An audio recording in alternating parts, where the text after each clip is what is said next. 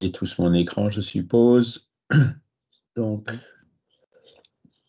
on va encore une fois élever nos pensées vers notre Père, Dieu, le Créateur de l'univers, qui est infini dans tous ses attributs, notamment dans sa justice et dans sa miséricorde, et qui donc nous envoie des bons esprits pour nous assister, les guides spirituels de chacun d'entre nous, pour nous aider à trouver notre chemin sur la voie d'évolution,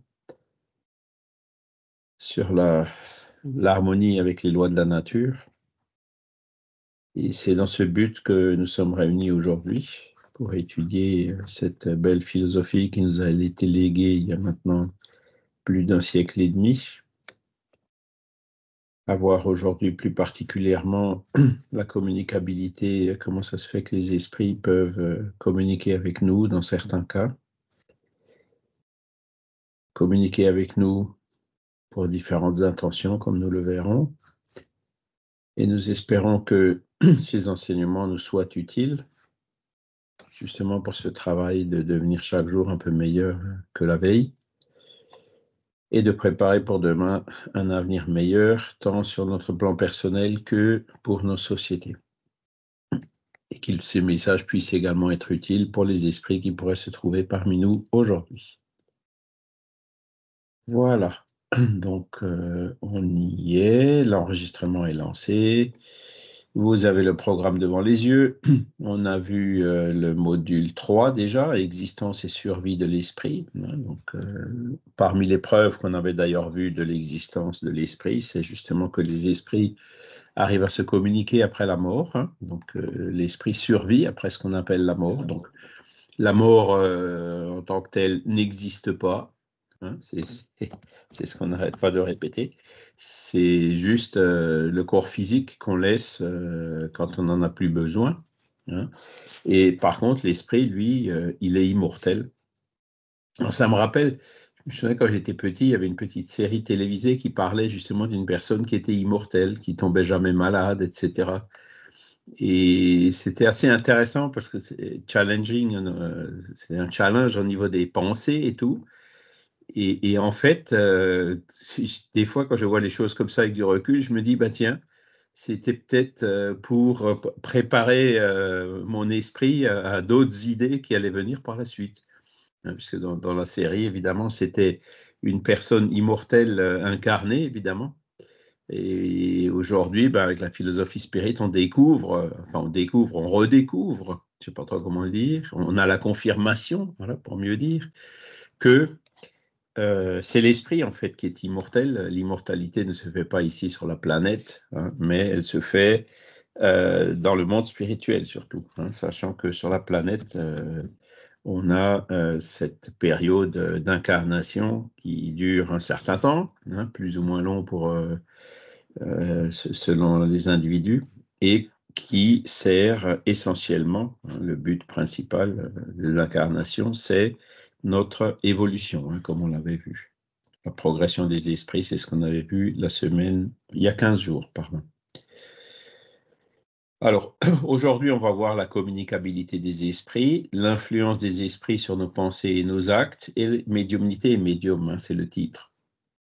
Donc, c'est là où on va voir que les esprits influent beaucoup plus sur nos pensées, sur nos actes qu'on ne le pense, même quand on n'est pas médium. Donc, voilà, c'est quelque chose qu'il faut savoir. Et donc, on verra aussi ce que c'est que la médiumnité. Communicabilité des esprits, voilà.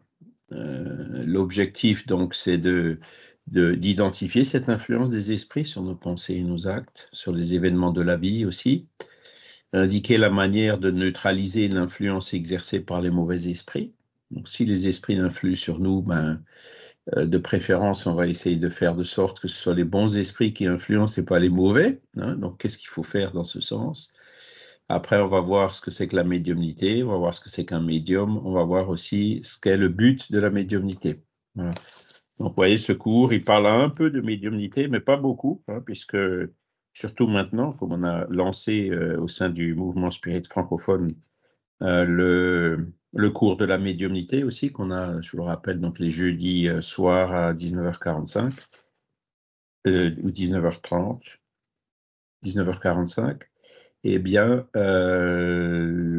on a préféré éviter que ça fasse trop double emploi avec ce cours-là. Donc là, dans le cours qu'on fait aujourd'hui, il y a juste une introduction sur le sujet. Voilà. Et ce qui est assez surprenant quand on lit le livre des esprits, c'est cette question 459, où Kardec demande est-ce que les esprits influent-ils sur nos pensées et sur nos actions? Et où les esprits répondent sous ce rapport, leur influence est plus grande que vous ne croyez, car bien souvent, ce sont eux qui vous dirigent. Vous voyez jusqu'où ça va? Bien souvent, ce sont eux qui nous dirigent. Bien souvent, ça ne veut pas dire toujours, mais ça veut dire bien souvent. Et c'est là où on peut se poser donc, sur nos pensées. Si vous observez vos pensées, si vous y réfléchissez, si vous imitez ce que disait saint Augustin à la question 919, là, le connais-toi toi-même, tous les soirs, vous réfléchissez à ce que vous avez fait, ce que vous n'avez pas fait dans la journée. C'est là où vous vous rendez compte que, effectivement, il y a eu des pensées bonnes, positives, qui m'ont plutôt encouragé à faire une chose que j'ai finalement pas faite ou que j'ai faite. Et d'autres pensées qui étaient plutôt négatives et qui nous encourageaient soit à ne pas le faire, soit à faire autre chose, etc. D'accord?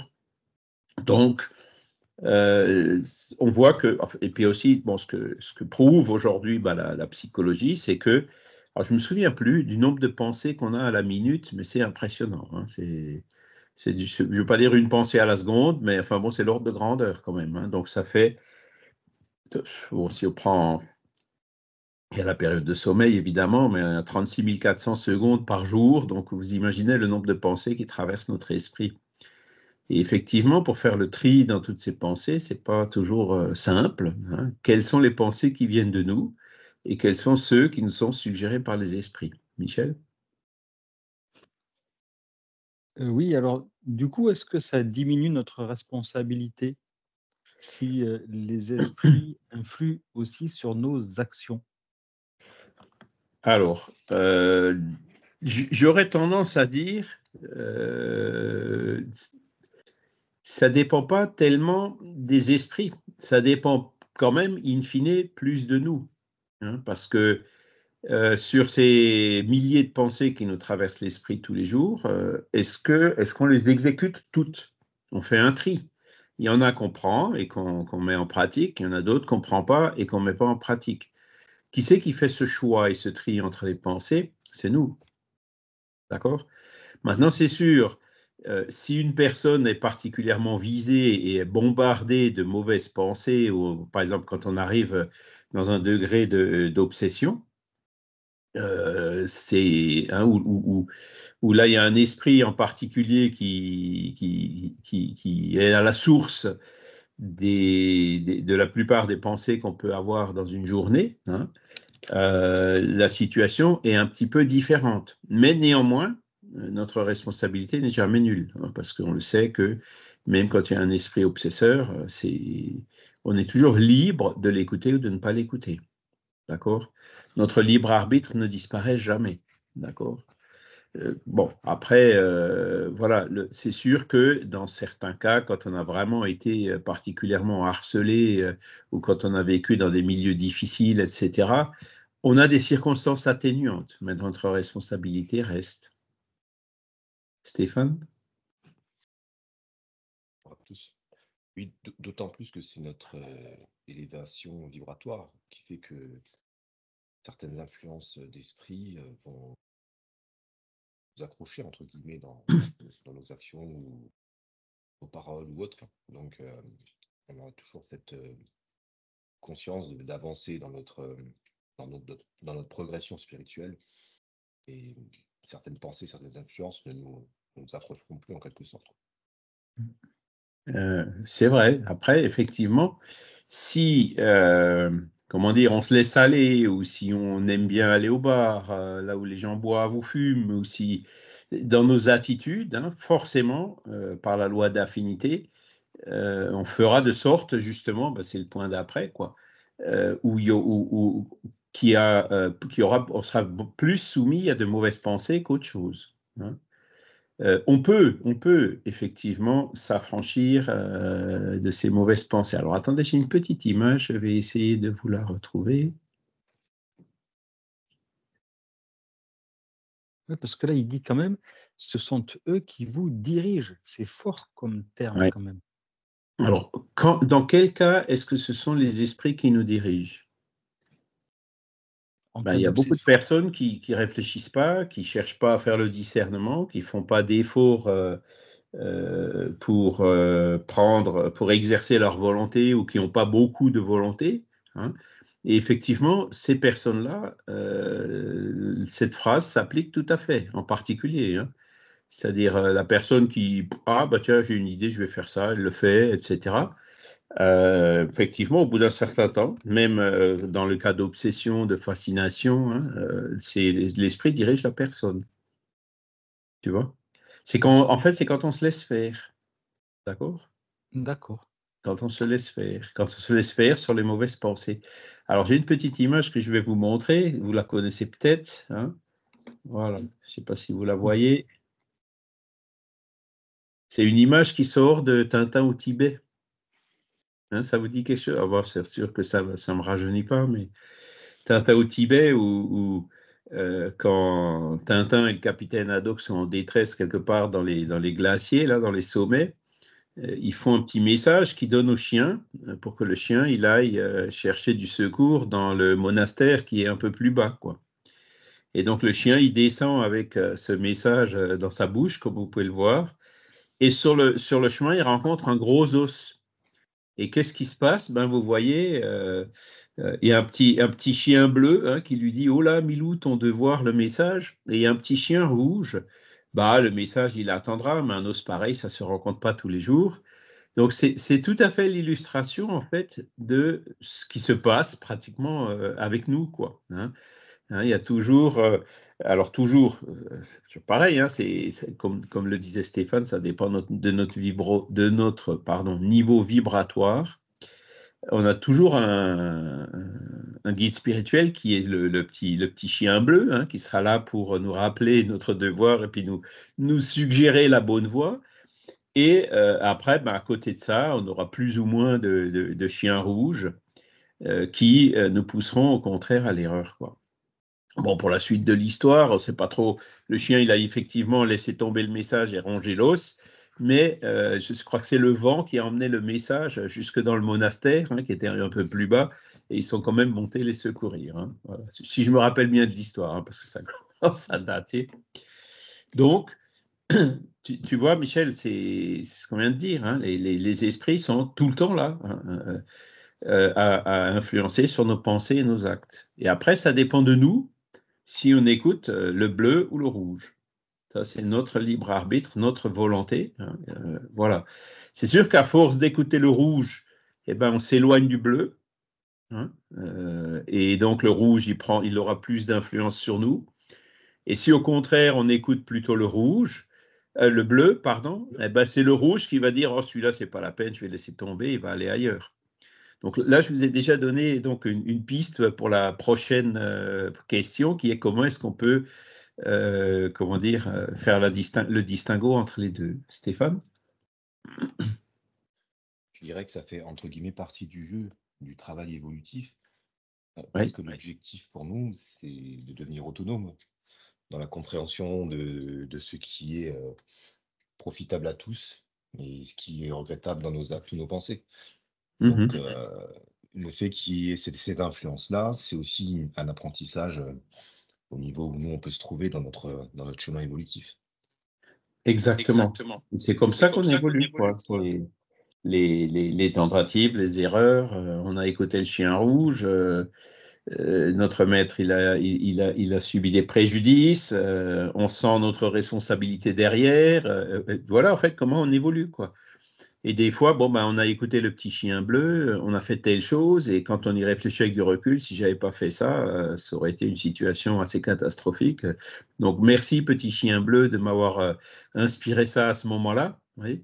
Et c'est comme ça, avec le temps, toujours avec cette observation de soi, hein, qu'on arrive, avec le recul, hein, à sentir la différence, hein, et donc, dans le présent, hein, au moment même où on est bombardé par ces pensées, il y a un autre grand avantage qu'on a avec les études qu'on a pu faire, hein, donc si on a étudié par exemple les lois morales, eh ben, on a un référentiel, hein, qui nous permet de dire, bon, ben, ce qui est bien, hein, aimer ton prochain comme toi-même, pardonner 70 fois 7 fois, etc. Hein. Donc on a une référence qui nous sert quand même de dire, est-ce que cette influence que je reçois, elle est bien en accord avec ces lois morales universelles que j'ai acquis peu à peu, hein. Et si la réponse c'est je ne suis pas sûr, ou alors si c'est non, ça nous aide à faire notre choix en disant ça. Non, moi, je prends toujours l'image quand il y a une mauvaise pensée qui vient. On prend comme une feuille de papier, je la fripe et je la mets dans la corbeille ou dans la benne de recycler, c'est mieux. Valérie? Oui, c'est en fait, ça nous oblige à être toujours, vigilants parce qu'on a tous des points faibles et en fait, je pense que ce sont des brèches justement. Ils s'engouffrent là-dedans pour, nous titiller et puis nous influencer pas dans le bon sens quoi, en fait. Exactement. Voilà. Qui n'a pas de point faible sur la Terre, hein? Moi, je reconnais le premier, j'en ai tout plein, hein. Donc, voilà. Et avec le temps, le fait que ces esprits viennent justement souvent par ces points faibles, ça nous aide aussi à les trouver, nos points faibles, hein, parce que c'est pas toujours évident à trouver nos points faibles. Une personne qui est encore un peu orgueilleuse, l'orgueil, c'est le plus difficile à détecter. Il ne s'avoue pas à lui-même l'orgueil, hein. Et donc, chaque fois que notre orgueil est rabaissé d'une manière ou d'une autre, si on y réfléchit, on se dit, ah bah oui, voilà. Et à partir du moment où on est plus conscient de nos points faibles, on a plus d'outils pour pouvoir travailler pour les améliorer, hein. Voilà. Et donc la question suivante, c'est comment distinguer si une pensée suggérée vient d'un bon ou d'un mauvais esprit? Réponse, étudiez la chose. Les bons esprits ne conseillent que le bien, c'est à vous de distinguer. C'est là où vient notre responsabilité. Et alors comment on fait pour distinguer ça? C'est sûr, celui qui est né dans un bidonville, ou même ces jeunes dans des quartiers maintenant, on peut rester en France, qui n'ont pas reçu d'éducation, qui n'ont pas ces repères entre le bien et le mal, qui n'ont pas ces... hein, pour eux, effectivement, c'est beaucoup plus difficile. C'est là peut-être où il y a des circonstances atténuantes, hein, Michel. Et donc, c'est là où aussi on voit l'importance, hein, de faire plus que juste l'instruction, hein. Apprendre à lire, à écrire, à calculer, c'est bien, hein. Mais l'éducation, c'est apprendre ce qui convient, ce qui ne convient pas. Alors, on peut l'appeler éducation civique, éducation... Il y a d'autres termes aujourd'hui, on ne va pas l'appeler éducation morale. Mais bon, c'est, je dirais, ces lois morales universelles, hein, qu'on trouve justement dans le spiritisme, notamment dans le livre 3e du livre des esprits, plus en comparaison avec les évangiles dans l'évangile selon le spiritisme.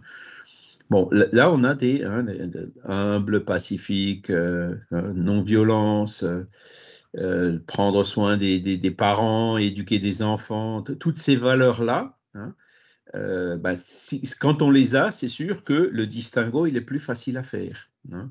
Alors que les jeunes qu'on voit dans des quartiers, c'est pour ça qu'il faut avoir, faut toujours les regarder sous cet angle-là, quoi, hein. Des jeunes qui ont toujours été dans la rue, qui ont toujours vécu ou été influencés toujours par des dealers ou des gens comme ça. Et ben, hein, Kardec lui-même le dit, hein, quand on voit ces masses de jeunes jetés dans la rue sans orientation, ben, c'est sûr que beaucoup d'entre eux vont suivre le même chemin, quoi, hein. C'est beaucoup plus difficile et c'est là où effectivement ils auront des circonstances atténuantes, mais atténuantes, hein, parce que c'est toujours à nous de distinguer. D'accord? Alors, j'ai 3 mains qui sont levées. Alors, il y a toujours celle de Valérie, mais je suppose que c'est toujours la même. Sinon, il y a Vincent. Oui, c'est juste pour te faire remarquer qu'en fait, c'est pas dans les quartiers qu'il faut aller voir les gens souffrants. Les véritables gens souffrants, ils ont du pouvoir. Ils ont pris du pouvoir parce qu'ils sont souffrants justement et c'est Mhm. ceux-là c'est ceux-là qui dézinguent la société. On a un niveau évolutif qui est assez bas. Résultat des courses, on ne peut pas mettre en place des gens qui ont une intelligence spirituelle, et ces gens qui ont du pouvoir sur d'autres personnes créent une souffrance collective qui est pas bonne, hein. Voilà, Ouais. et je ne crois pas que ce soit dans les quartiers. Dans les quartiers, c'est des pauvres jeunes, quoi, qui ont pas eu la chance d'avoir d'instruction. On Oui, est bien bon, d'accord, hein. On parle pas d'éducation, là, hein. ils ont pas eu la chance d'avoir de l'éducation. L'instruction, ils l'ont certainement eu, puisqu'ils étaient certainement à l'école. L'instruction, ils l'ont peut-être pas eu. L'éducation, ils l'ont peut-être eu, mais d'une autre manière qu'on peut l'imaginer. Et je pense que nos sociétés, elles sont souffrantes, pas parce que ces jeunes sont en souffrance. Elles sont en souffrance parce qu'on a des gens qui ont des postes de pouvoir et qui font souffrir les autres, hein. Regarde à France Télécom, les gens ne se sont pas suicidés parce qu'ils étaient dans le bonheur absolu, hein. Et Ouais, c'est sûr, ouais.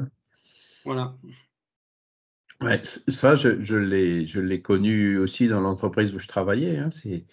Dans les chefs, ben, il y en avait des colériques, des égoïstes qui tiraient la couverture à eux, qui jouaient leur carte personnelle avant la carte collective ou de l'entreprise, etc.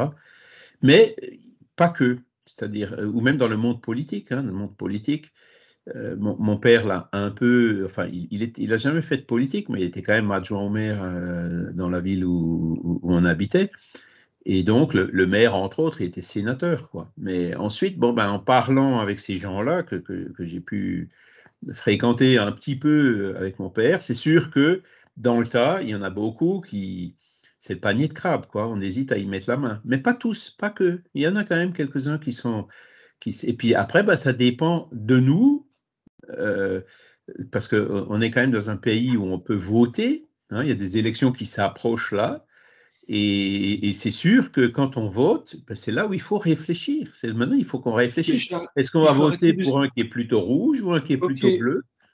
il faut arrêter de stigmatiser ces jeunes qui sont dans les banlieues, qui sont des monstres parce que ils sont violents, faut arrêter Ouais. avec ça. Ils ont Mais de l'humanité aussi en eux, hein, c'est ce autant que, que les gens qui ont du pouvoir dans la société, hein. c'est ce que je dis, hein. Mais donc, s'ils n'ont pas reçu l'éducation, s'ils n'ont pas reçu ces points de repère, ben, c'est clair qu'il faut les aider, hein. Il faut les regarder avec un regard différent que d'un regard de délinquant, exactement comme tu le dis, hein. Voilà. Joël?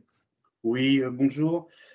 On dit que les esprits influencent beaucoup sur nos pensées et nos actions dans le monde terrestre, mais aussi beaucoup d'influence aussi sur le monde spirituel aussi.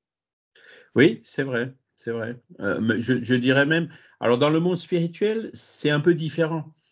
C'est même plus fort, parce que dans le monde spirituel, on va se retrouver dans un milieu qui est en affinité avec notre état d'esprit, avec notre état d'évolution, avec nos pensées. D'accord? Je reprends le film Nos Solar, hein, voilà. André Louis, il s'est retrouvé dans le seuil. D'accord? Pourquoi? Ben parce que c'était ses pensées qui faisaient qu'il était, par les lois qui régissent le monde spirituel, attiré dans un milieu compatible avec avec ses états de pensée. Et quand il est retourné et quand ils lui ont laissé autorisé à retourner voir sa famille, vous vous rappelez peut-être de cet épisode dans le film qui est bien fait, hein, quand il découvre ce que sa femme est avec un autre, c'est quoi sa réaction au début, hein? Il y a les réactions de jalousie, de haine ou de je ne sais quoi qui se sont réveillées. Il est ressorti de la maison en voulant partir fâché. Et puis du coup, bah, le jardin de la maison s'est de nouveau transformé en seuil, hein. Et qu'est-ce qu'il fait à ce moment-là? Il regarde, il réfléchit, il s'arrête et il dit, ah, bah, j'ai pas bien réagi. Il refait demi-tour, hein, il remonte dans sa maison, il voit le nouveau compagnon de son épouse qui est malade et il va magnétiser l'eau pour essayer de l'aider, de le soulager. Le lendemain matin, bon, il était parti et il est ressorti de nouveau de ce milieu-là. Donc, tu vois, dans le monde des esprits, c'est beaucoup plus fort encore, hein, c'est-à-dire que non seulement tu es influencé, mais en plus tu te retrouves dans des endroits qui sont en affinité avec ta pensée. Tu vois? C'est la loi qui gouverne le monde spirituel, c'est vraiment ça, c'est la loi d'affinité. D'accord? Les esprits se regroupent par niveau d'évolution, par communion de pensée. Et voilà, les lois du monde spirituel, on n'est plus dans l'espace-temps, c'est-à-dire que l'image du film, elle est vraiment bien faite. Il est dans le jardin et puis d'un coup, il voit que le jardin se transforme en seuil. Et c'est exactement comme ça que ça se passe, quoi. Parce que comme les esprits sont plus dans l'espace-temps, ils peuvent, même si dans notre espace-temps, nos solars, c'est peut-être situé je ne sais où, au-dessus de la Terre, et puis le seuil, c'est peut-être situé je ne sais où, eh ben, tu te transportes d'un endroit à l'autre quasi instantanément, puisque l'espace-temps n'existe pas ou n'a pas la même contrainte pour les esprits que pour nous. Donc voilà. Et ça, c'est, pour revenir à ce que disait Vincent, les personnes qui devraient nous diriger ici sur la Terre, ça devrait être celles-ci, d'accord ? Alors, on est dans des systèmes démocratiques où on vote, je le répète, donc réfléchissons avant de voter. Alors, la difficulté aujourd'hui, c'est que souvent, parmi les candidats, le candidat idéal n'existe pas. Et souvent, on est obligé de choisir, je ne veux pas dire entre la peste et le choléra, mais on est obligé de choisir le moins pire, quoi. Et c'est là où, et en plus, les politiciens qui sont rouges, ils savent très bien comment nous flatter, comment nous influencer, comment nous faire peur, comment nous manipuler. On le voit partout dans le monde, ça. On le voit, la Corée du Nord, c'est peut-être une situation dramatique, mais caricaturale de ça, où les gens sont formatés vraiment depuis tout petit. C'est là aussi, Michel, où il y a des circonstances atténuantes, parce que quand je vois des fois ce qui se passe dans certains pays d'Afrique où il y a les écoles qui sont dirigées par des musulmans et les gamins qui apprennent le Coran par cœur et qui le répètent avec des mouvements comme ça à longueur de journée, on se dit forcément ces personnes-là auront beaucoup plus de mal à pouvoir faire le choix, à pouvoir distinguer, comme c'est marqué dans la réponse, que d'autres, et auront là aussi des circonstances atténuantes. Stéphane ? Je voulais dire que rien n'est simple, quel que soit le niveau où on se trouve, ou l'endroit où on se trouve, ou les responsabilités que l'on a, qu'on soit un puissant, qu'on soit un écolier, peu importe dans quel quartier on évolue. C'est vraiment quand on est à la place de cette responsabilité, quand on est à la place, par exemple, d'une personne qui a du pouvoir, qu'on peut vraiment expérimenter la difficulté à faire les bons choix, ou les choix les plus positifs pour les personnes qui sont sous nos responsabilités. Tant qu'on l'a pas vécu, tant qu'on n'y est pas, on peut que se l'imaginer. Aujourd'hui, si j'étais président de la République, je ne sais pas ce que je ferais, parce qu'il faut pouvoir résister à certaines influences qui vont nous tirer dans un sens. Est-ce que j'aurais suffisamment d'autonomie, suffisamment d'éléments positifs en moi pour aller plus loin et faire autre chose, peut-être contre vents et marées? Voilà, c'est pas si simple que ça, que de remplir un rôle de manière positive en fonction des choix qu'on fait. Je trouve que c'est pas évident. Voilà. Moi, je vais même plus loin que toi, je dis carrément, je ne serais pas capable. Et c'est vrai que ce que tu dis, il faut se mettre à la place d'un habitant de la Corée du Nord, il faut se mettre à la place d'un habitant russe, il faut se mettre à la place d'un gamin dans une cité ou ailleurs. Et c'est comme ça que, c'est la chanson de Goldman, me semble-t-il, si j'étais né en 17 à Leidenstadt, est-ce que je voudrais mieux que ces gens-là?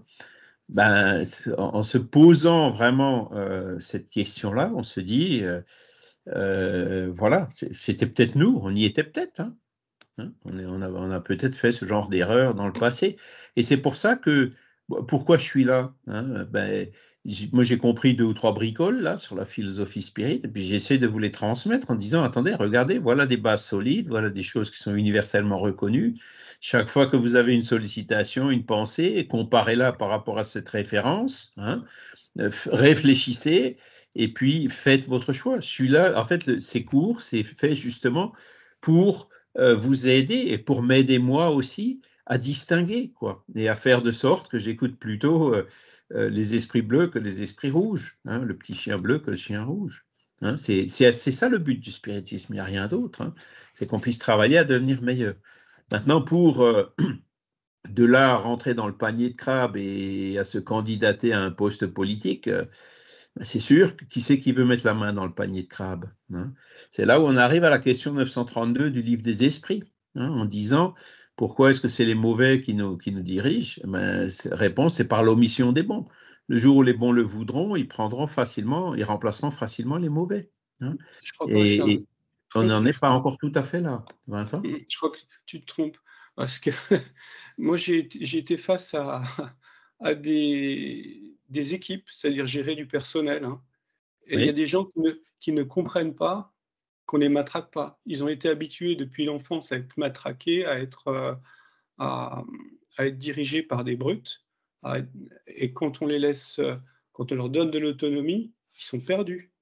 Et donc, le niveau spirituel, on a un besoin d'évolution spirituelle de toute la société. On ne peut pas, à un moment donné, dire bah, moi, je vais faire le bien, et arriver dans une équipe et dire bah, maintenant, vous avez de l'autonomie, vous gérez vous-même.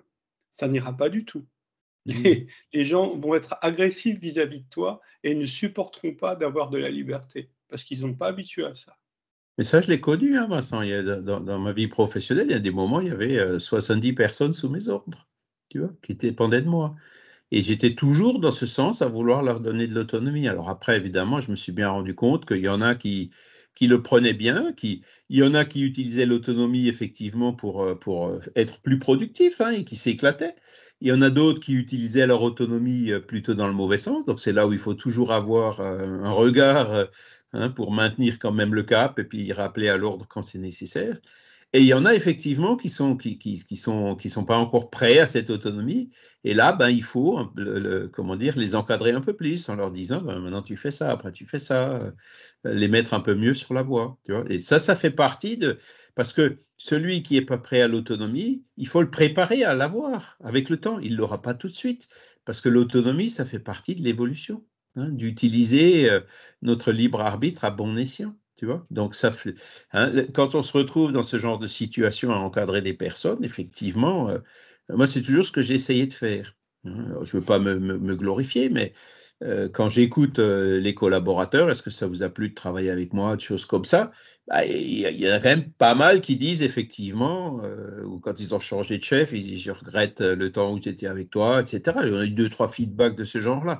Je ne veux pas m'en glorifier, mais effectivement, moi-même qui ai eu des chefs comme ça qui me laissaient pas mal d'autonomie et puis d'autres chefs qui étaient plutôt colériques en disant maintenant immédiatement tu fais ça, tu laisses tomber tout le reste, tu fais ce que je veux que tu fasses tout de suite et tout, ben je me sentais pas pareil, hein. À un moment donné, bon ben tu le fais parce que c'est ton chef, mais toi-même, tu ferais autrement en disant, bon, ben voilà, même là, j'ai mis des limites des fois en disant à mes chefs, me demandez de ne pas faire tel genre de choses parce que je ne le ferai pas. Ça contredit ma conscience, donc je ne le ferai pas, hein. Aider un chef à se faire mousser, ça me dérange pas, en gros, hein. Mais par contre, quand le chef, pour se faire mousser, il me demande de taper sur un autre, là, je lui dis, ça, je ne le fais pas. Je ne veux pas faire ça. Je donne juste un exemple comme ça, un peu caricatural. Et on arrive quand même chaque fois, ben, dans ce genre de milieu, à s'en sortir, quoi. C'est-à-dire à essayer d'aller chaque fois, même si c'est parfois on peut penser que c'est peine perdue. Non, petit à petit, on avance, quoi. Et puis même les chefs les plus colériques que j'ai eus, il y a des moments difficiles où il est revenu vers moi, hein, et donc même s'il ne le montre pas facialement à l'instant T, avec le recul, au bout d'un certain, on voit que ça a quand même fait de l'effet, quoi. On Voilà. t'a jamais demandé de la délation? On t'a jamais demandé de dénoncer des collègues de travail qui ne sont pas assez bien dans le système? Alors la délation, c'est pareil, hein. Là, si une personne vraiment porte préjudice, faut se ramener encore une fois, et c'est là où l'Évangile m'a beaucoup aidé, les fameuses questions de Saint Louis, quand il parle de la délation, il dit quand une personne porte tort à beaucoup de personnes, il ne faut pas hésiter à le faire savoir. Voilà. Et donc, moi, j'ai toujours. C'est pas de la délation pour. Ouais, ça y est, celui-là, je l'ai eu, etc. Pour me faire mousser. C'est pas ça, tu vois. Celle-là, je la ferai jamais. Mais si je vois une personne qui est vraiment en train de causer du tort à beaucoup d'autres, ou de plomber une entreprise, ou quelqu'un qui maltraite des enfants ou ce genre de choses, moi personnellement, je n'hésiterai pas une seconde à privilégier l'intérêt des nombreuses victimes que celui qui a de mauvaises actions. Donc c'est ça le critère Tu vas pas me que dire qu'on t'a j'utiliserai. jamais demandé de dire quels étaient les bons et quels étaient les mauvais dans un système. Bah, si, ça fait partie du boulot dans le management, hein, parce que tu as Voilà. quand même. Mais Je c'est crois que moi c'est qui normal, ça. évalue mes subordonnés, quoi. Tu vois? Je vais pas Ouais. demander à un subordonné ce qu'il pense de l'autre, ou si je le demande, c'est uniquement pour un avis consultatif. Mais après, on a toujours des évaluations à faire pour calculer les augmentations de salaire, etc. Donc, je suis passé par ce genre de choses. Mais même ça, tu peux le faire de façon le plus juste possible, tu vois, le plus Ouais. équitable et le plus juste possible. Parce que tu reconnais quand même assez facilement celui qui se décarcasse et le tir au flanc, quoi. Et donc, traiter les deux pareil, pour moi, c'est une erreur. Moi, je crois que moi, j'étais très mal à l'aise par rapport à ça. Parce que je vais te dire la chose suivante, c'est-à-dire que si on ne met pas les gens dans les conditions de travail qui leur permettent de s'épanouir et de faire leur travail de façon optimale, on ne peut pas juger d'une personne. Et ça, c'est délétère. De dire, voilà, cette personne est bonne ou cette personne est mauvaise, moi, ça m'a toujours été difficile, plus que difficile, impossible.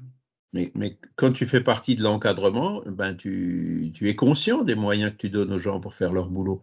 Et quand Moi, tu sais quelqu'un n'a comment pas pu faire j'évaluais les quelque gens? chose, hein, Tout tu au vois, taquet. Tous les gens qui sont autour de moi, c'est des gens qui veulent bosser. Il n'y a pas de gens qui veulent tirer au flanc.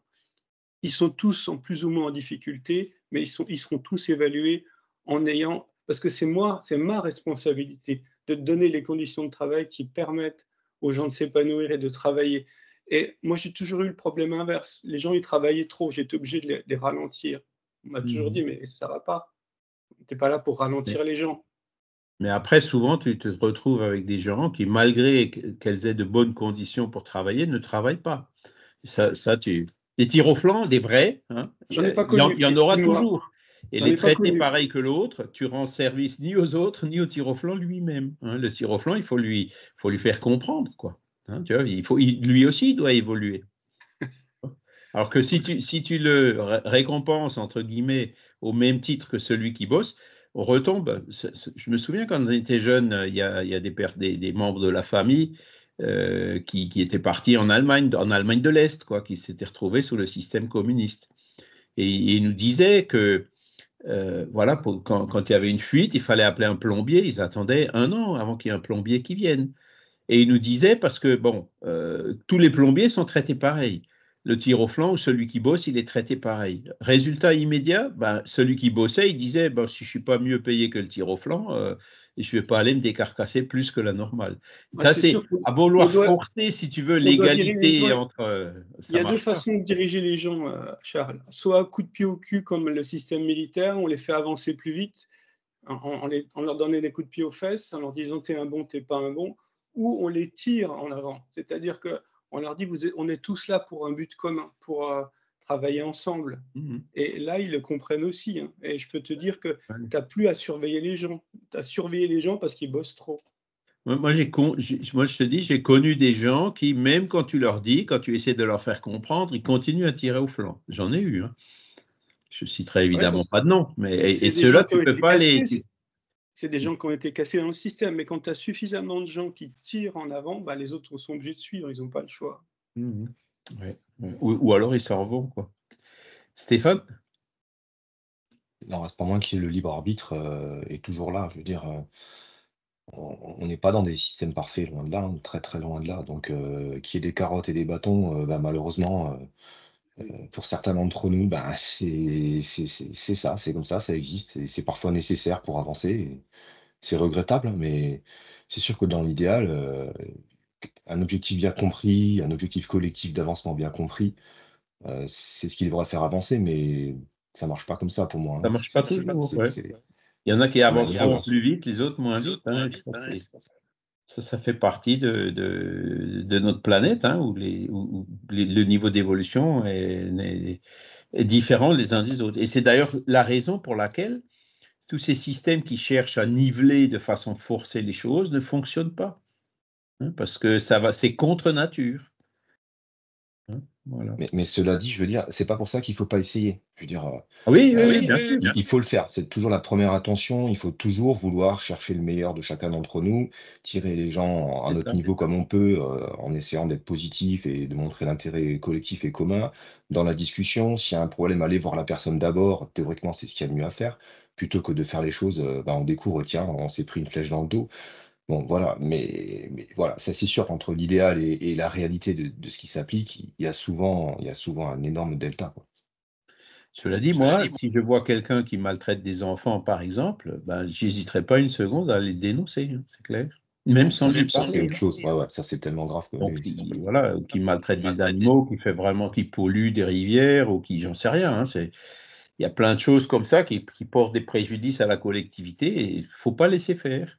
Sinon, bah, parce que tu vois, sinon, c'est Einstein qui disait le monde il est comme il est, pas tellement à cause de ceux qui font le mal, mais à cause de ceux qui voient le mal être fait et qui font rien, qui disent rien, qui réagissent pas.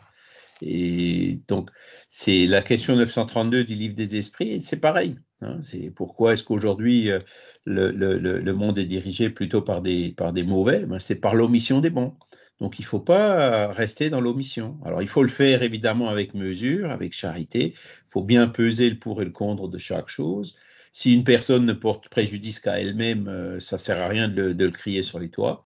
Par contre, si une personne, par exemple, maltraite des enfants, par exemple, ce qui s'est passé dans les églises ou heureusement, moi, j'ai jamais connu ça quand j'étais jeune, mais le nombre de victimes et puis les dégâts causés sur toutes ces victimes, c'est une chose terrible. Donc, il ne faut pas laisser faire.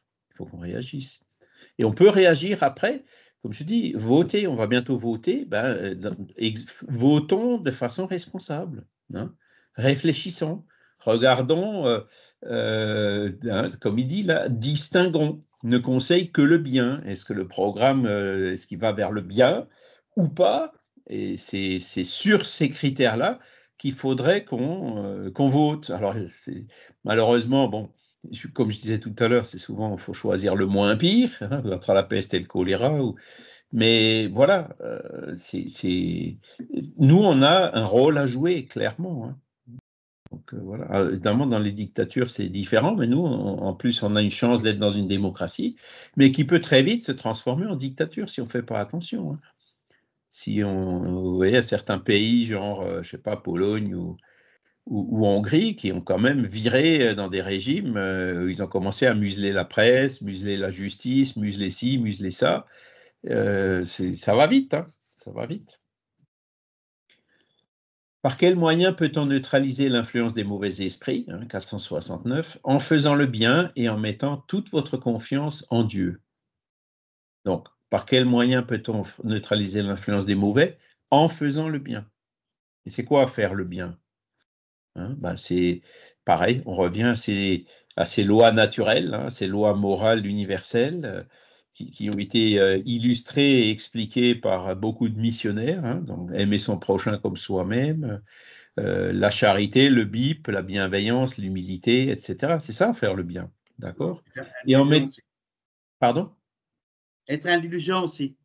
Le BIP, c'est bienveillance, indulgence, pardon, hein, c'est ça. C'est inclus dedans. Et en mettant votre confiance en Dieu, c'est-à-dire, là on voit, quand vous écoutez certains canaux de télévision, vous dites, ah oui, mais s'il lance une bombe nucléaire, il va plutôt viser telle ville ou telle ville, et machin, et trucs bidules. Là, on commence à paniquer. Moi, je connais des gens qui disent, écoute, on s'en va, on va partir d'ici, on va aller habiter ailleurs. Enfin bon, c'est des spéculations qui lancent comme ça. Enfin, c'est terrible ce qu'on entend. Donc, si on n'a pas confiance en Dieu, très vite, on sombre dans le pessimisme. Et quand on sombre dans le pessimisme, les mauvais esprits, ils nous tombent dessus comme des mouches. Hein. Donc, ne soyons pas pessimistes. On va vers un monde de régénération.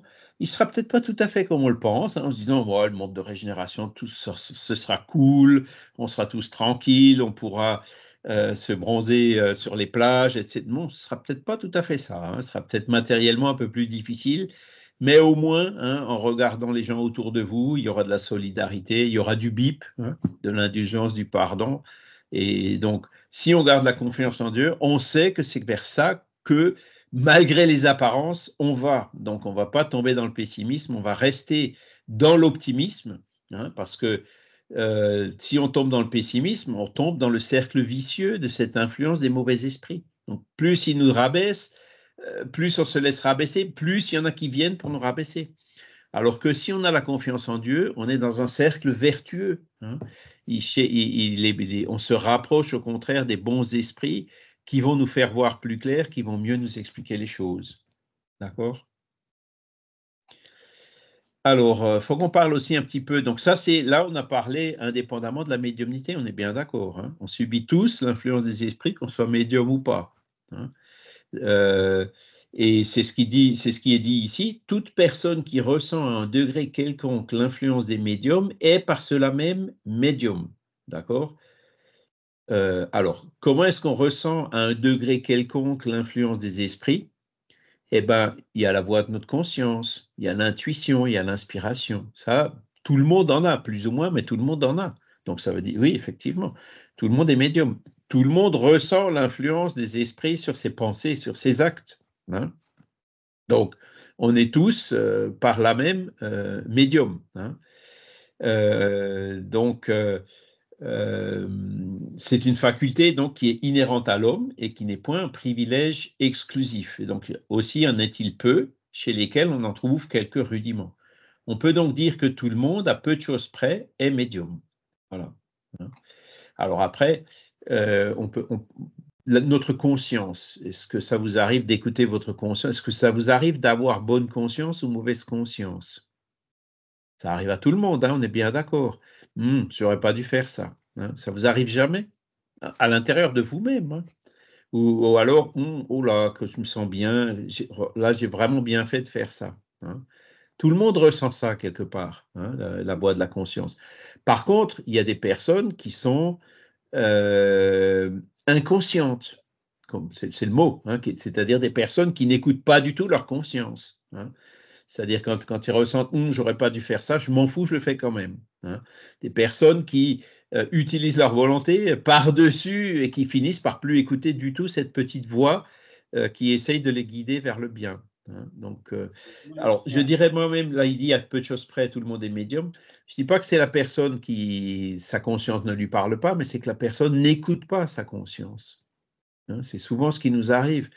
Si on s'écoutait un peu plus, hein, on percevrait de façon beaucoup plus forte, quotidienne, de tous les instants ou presque, cette influence des esprits. D'accord? Et ça, c'est une question de s'écouter, de s'entendre, hein. Vous avez aujourd'hui plein de techniques, on parle de méditation pleine conscience, on parle d'autres choses, justement pour nous pousser à nous écouter, à voir, à sentir le moment présent, les opportunités qu'on a, les choix qu'on peut faire, les critères à utiliser pour faire ces choix. Donc, vivre de façon consciente, hein. Mais il y en a beaucoup, non, guidés par les instincts, ou peut-être déjà avec une influence plus forte des esprits, n'écoutent plus cette conscience. Une personne, par exemple, qui subit un processus de fascination, ben là, il y a cette écoute de la conscience qui est quelque peu oblitérée. Voilà. Et si elle est oblitérée, c'est parce que la personne, en se complaisant avec le perturbateur, a fini par faire de sorte qu'il ait un lien beaucoup plus étroit et qu'il arrive à neutraliser le reste, même l'influence du guide spirituel, hein. Voilà. Toutefois, dans l'usage, cette qualification de médium ne s'applique qu'à ceux chez lesquels la faculté médianimique est nettement caractérisée et se traduit par des effets patents d'une certaine intensité, ce qui dépend alors d'une organisation plus ou moins sensitive. Donc, tout le monde à peu de choses près est médium, mais quand on dit qu'une personne est médium, c'est quand la personne elle a la médiumnité de façon un peu plus apparente, un peu plus caractérisée, comme il dit, hein, un peu plus patente. D'accord? Stéphane? Et je voulais ajouter quelque chose sur la question de la conscience. Je dirais que comme on n'a pas tous le même niveau de conscience, puisqu'on n'a pas tous le même chemin évolutif, c'est pour ça qu'il est d'autant plus important de ne pas juger, peut-être de ne pas trop de ne pas catégoriser les personnes autour de nous, puisque en fonction de l'élévation du niveau de conscience de chacun, il y a des choses que l'on ne percevra pas comme pouvant porter préjudice. Donc, voilà, c'est tout Ouais, ce que je voulais dire. c'est vrai. C'est vrai, la responsabilité des erreurs qu'on peut faire, elle dépend étroitement de la connaissance qu'on a de cette erreur. Si on fait quelque chose de mauvais sans savoir que c'est mauvais, on sera forcément moins responsable que si on sait que quelque chose est mauvais et que bien qu'on le sache, on le fait quand même. Là, par contre, on n'aura pas d'excuses, on aura moins d'excuses, d'accord? Donc, effectivement, les personnes qui n'ont pas encore les connaissances, ce sont des frères en humanité qu'il faut aider à avancer. Il faut essayer de leur faire comprendre les choses, de leur apporter tout doucement les connaissances pour les aider à avancer. Parce que la personne qui fait quelque chose de mal sans en être conscient, elle va quand même en subir les conséquences. Les gens qui fumaient quand j'étais jeune, où on ne savait pas que les effets du tabac, ont quand même attrapé le cancer. Ils ont quand même subi les conséquences. Et c'est comme ça qu'on a appris. Aujourd'hui, c'est écrit noir sur blanc sur les paquets de cigarettes par ces quelques décennies d'observation des effets du tabac. Donc, alors qu'aujourd'hui, la personne qui, malgré ça, continue à fumer, elle aura forcément moins de circonstances atténuantes. Ce sont des choses qu'on peut comprendre. Il ne s'agit pas de condamner ces personnes, parce que ces frères-là vont se retrouver, vont peut-être tomber malades ou pas, vont mourir. Quand elles tombent malades, qu'est-ce qu'on fait? Il faut les aider. Et ça, je pense que c'est un système qui est quand même très juste, une personne que ces personnes-là soient aidées par la collectivité. Il y a des gens qui le discutent, ça d'ailleurs, mais moi non. La personne qui tombe malade, qui attrape un cancer du fumeur, par exemple, c'est clair qu'il faut l'aider, il faut la soigner, voilà. J'ai eu des amis qui étaient comme ça, même un collègue du boulot qui a eu un premier cancer, qui a été guéri, et puis ensuite il a eu une deuxième épreuve, c'est-à-dire que suite à ça, il y a la famille qui s'est éloignée de lui. Et donc, il est retombé dans une situation où il a recommencé à fumer et il a fini par en mourir, quoi. Donc, voilà. Et même comme ça, aujourd'hui, on fait des prières. Vous voyez, faut jamais, on est toujours au secours de tout le monde, que les gens ils aient compris ou pas compris, qu'ils soient responsables, qu'ils soient pas responsables. La charité, elle s'applique à tous. On la dirige vers tout le monde. On ne va pas sélectionner, non, celui-là, je ne vais pas l'aider parce que si. Non, faut vraiment être charitable avec tout le monde. D'accord? Donc, alors là, il dit aussi que la médiumnité dépend d'une organisation plus ou moins sensitive. Et donc, une chose que Kardec dit aussi, ou que les esprits ont dit par son intermédiaire, c'est que le fait d'être médium, donc d'avoir cette organisation plus ou moins sensitive, c'est-à-dire qui permet à l'esprit qui est en nous de prendre un peu de liberté, de s'émanciper pour mieux pouvoir capter, donc, par la pensée, par l'intuition, par l'écriture, par la vue, par l'audition ou par les différents types de médiumnité, c'est quelque chose qui est dans l'organisme du médium et qui lui permet justement de se libérer plus facilement que celui qui n'a pas cette médiumnité ostensible. D'accord? Donc, c'est quelque chose qui dépend de qu'on peut, qui se retrouve, qui se reflète dans notre organisme physique. Alors, on n'a pas encore le diagnostic précis, c'est-à-dire, hop, on va faire un IRM ou un PET scan ou je ne sais quoi. Tiens, telle personne est médium, telle personne n'est pas médium, ou elle a une faculté médiumnique de X%, l'autre, elle a de Y%. On n'en est pas là encore. Il y en a qui parlent de la glande pinéale, des cristaux d'apatite qui sont magnétiques autour de la glande pinéale, etc. C'est possible, mais il y a encore des recherches à faire. Michel? Oui, Charles, je voudrais juste expliquer le mot organisation parce que c'est peut-être pas forcément, comment dire, intuitif. Oui. L'organisation plus ou moins sensitive, c'est l'organisation du corps. Organisation, ça vient de organes, c'est les organes du corps dont le texte parle là. Voilà, c'était juste C'est le corps physique, c'est ça. c'est le corps physique, voilà, Je dirais l'organisation. même plus, c'est le corps physique et son lien avec le corps spirituel. C'est-à-dire ça, le mot organisation, dans le sens où Kardec l'utilise, il parle du corps physique, mais il va un peu plus loin, quoi. C'est la manière dont notre esprit est attaché à ce corps. et la facilité avec laquelle il peut s'en libérer ou pas. Voilà. Mais moi, je suis persuadé qu'un jour, le jour où on trouvera, on pourra diagnostiquer, entre guillemets, si une personne est médium ou pas. Hein. Ce n'est pas pour tout de suite, je pense, mais les recherches se font dans ce sens-là. Hein. Il y a des endocrinologues qui étudient les glandes pinéales et autres, qui vérifient aussi au niveau de toutes les hormones, etc.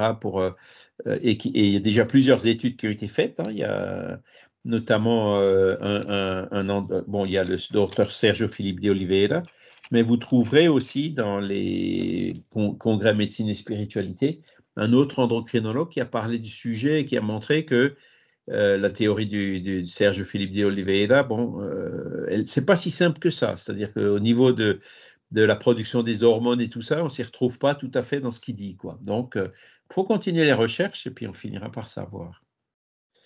Donc, c'est là où il nous le dit, la médiumnité tient à une disposition organique dont tout homme peut être doué comme de celle de voir, d'entendre et de parler.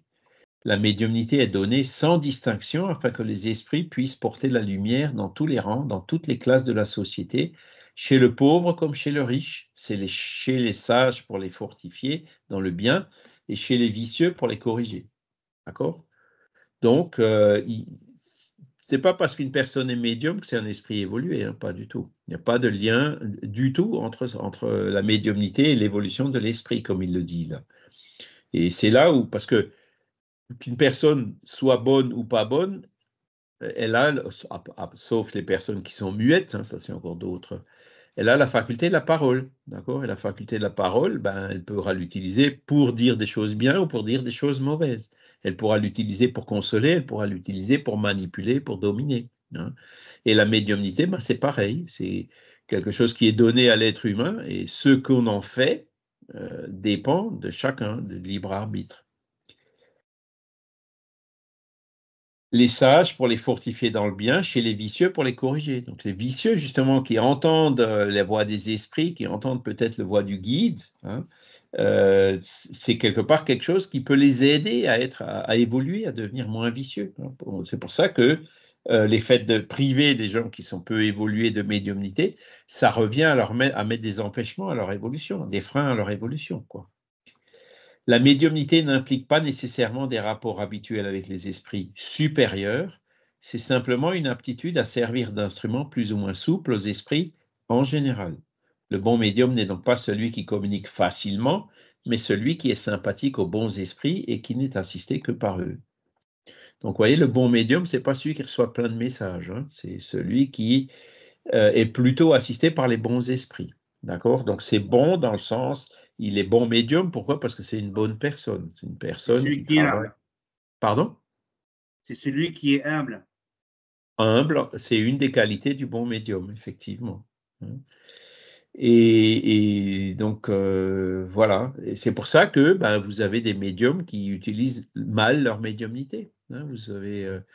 dans les cultes afro, par exemple, des médiums qui font de la magie noire, ce genre de choses, qui font des pactes avec les mauvais esprits pour aller embêter des gens, ou sur commande, qui leur font des sacrifices, etc. Bon, voilà. Et qui souvent ont une vraie faculté médiumnique, hein, c'est ça. Vous avez des médiums qui utilisent pour faire commerce, hein, donc beaucoup d'entre eux ont quand même la faculté vraie au départ, mais à force de l'utiliser mal ou de l'utiliser dans un sens qui ne convient pas aux esprits, font que, voilà, quand ils prennent ce rendez-vous, quand les esprits sont pas au rendez-vous, il y en a qui sont honnêtes et qui disent revenez un autre jour parce qu'aujourd'hui ça va pas. Et il y en a d'autres qui, si les esprits sont pas là, ils font quand même et ils facturent quand même, quoi. Donc c'est là où on voit comment le mauvais usage de la médiumnité, ça peut nous entraîner vers de très grosses responsabilités. Hein.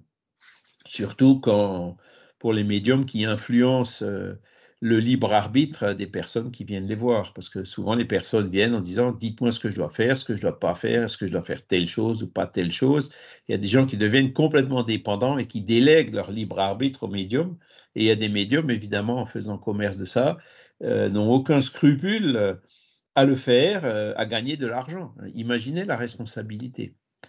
On en a vu quelques-uns venir se communiquer dans des réunions médiumniques, ils le regrettent amèrement. C'est clair que après, c'est là où la responsabilité, la voix de la conscience, le jour où on retourne de l'autre côté, pèse, et pèse très très fort. La médiumnité est une chose sainte qui doit être pratiquée saintement, religieusement. Oui, c'est les mots de Kardec. S'il est un genre de médiumnité qui requiert cette condition d'une manière encore plus absolue, c'est la médiumnité guérissante. Le médium guérisseur transmet le fluide salutaire des bons esprits. Il n'a pas le droit de le vendre. Jésus et les apôtres, quoique pauvres, ne faisaient point payer les guérisons qu'ils opéraient. Et donc, c'est Jésus qui a dit, qu'on voit dans les évangiles, donnez gratuitement ce que vous avez reçu gratuitement. Et alors là, évidemment, vous avez les cas qui vont dans le bon sens, les Chico Xavier, qui ont toujours aidé, guéri et tout, sans jamais s'enrichir, en restant toujours humble. Je suis toujours surpris de voir la petite chambre dans laquelle ils vivaient, à Uber-Rabat. Le lit, alors le lit, évidemment, moi, c'est un lit qui, je crois qu'il fait que 1,80 m de long ou 1,70 m. Moi, j'arriverais pas à rentrer dedans, il fait peut-être 70 ou 80 de large. Et ben, c'est là qu'il vivait, Chico. Et c'est quelqu'un qui a écrit 400 livres qui ont été vendus à des millions d'exemplaires. Il n'a jamais rien gardé pour lui. Et après, vous avez les autres exemples moins bons. Alors, je suis toujours au Brésil, le Jean de Dieu, quoi, qui a bien commencé, mais qui a très mal fini, quoi. Qui est tombé dans des multiples travers. Voilà. Et malgré ça, il y avait quand même encore des milliers de personnes qui venaient du monde entier chercher des miracles chez lui, quoi. Voilà. Donc, c'est pour nous faire réfléchir à la médiumnité. Voilà, alors on va s'arrêter là pour la médiumnité dans ce cours. Est-ce que vous avez des questions encore ou des remarques?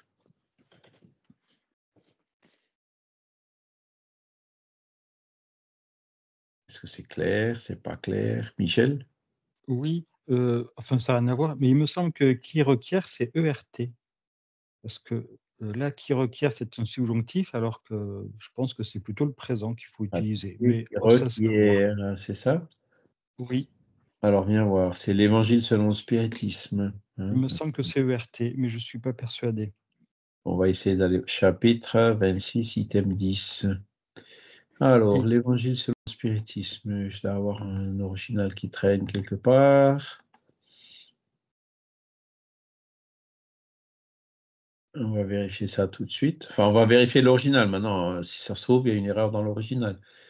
Deuxième édition, 1865. On va regarder ici. Ouais, bon, ça doit être ici la définitive. On va l'ouvrir. Tagada, tagada, tagada. Alors, chapitre, combien on a dit? 27.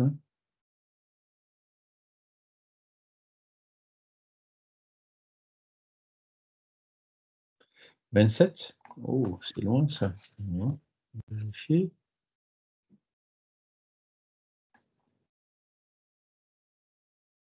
Non, 26. 26, item 10.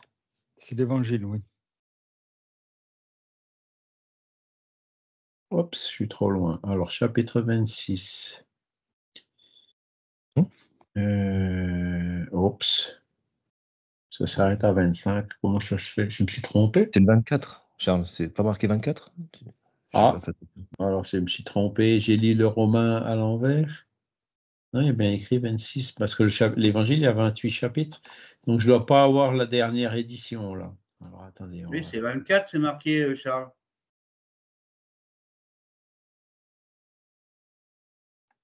Alors là, je vois. C'est. 26. Ah oui, en dessous. Oui, je crois qu'il y en a dessus. Oui, 24, c'est l'autre. Oui, d'accord. Mais ce qui est bizarre, c'est que Après, c'est le PDF qui ne va subjonctif. pas, là, parce qu'il y a 28 chapitres dans l'Évangile. Oui. On va voir si j'en ai un autre. Évangile, alors il y en a un Google. Attendez, on va le chercher ailleurs. Je vais vous montrer si vous avez un doute comme ça. Vous allez sur un site qui s'appelle Kardecpedia.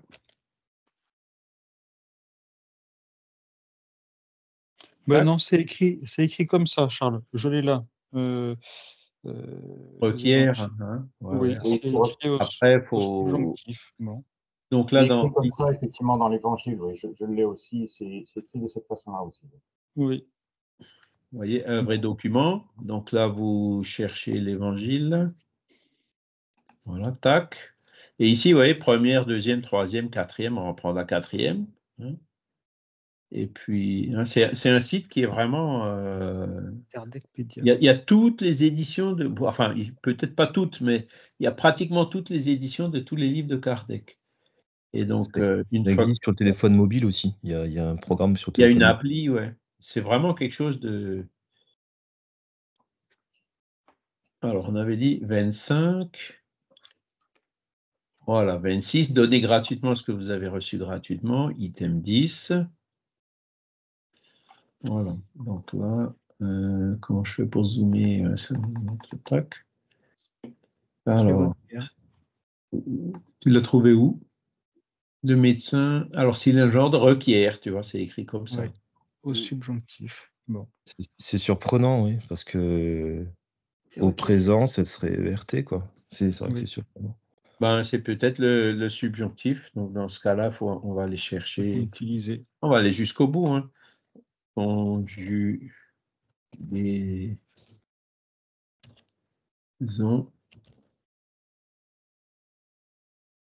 Requérir. Alors, tadac. Oh. Alors ça va pas. Hop, moi, quand c'est comme ça, je ferme. Hein,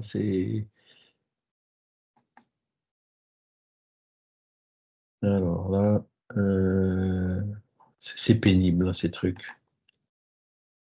Tu l'as en haut. Tout refusé au milieu. Ouais, ben, en fait, il y avait... Voilà. Donc, qui requiert, c'est la troisième personne du présent, c'est ça, d'accord? Oui.